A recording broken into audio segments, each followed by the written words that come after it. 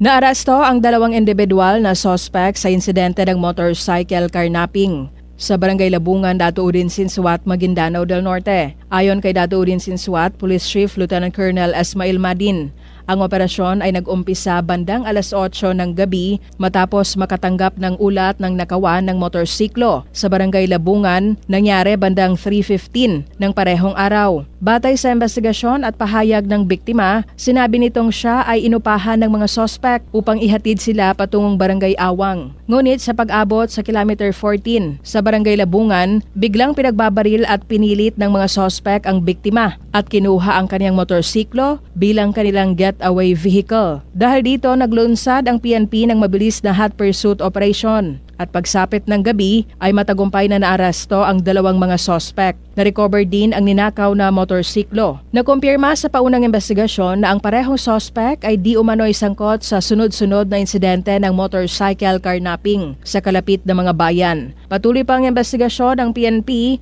upang matukoy ang iba pang mga posibleng biktima at kung sino man ang mga kasama ng mga suspect. Rufa Mocalid, NDBC, Bida Balita.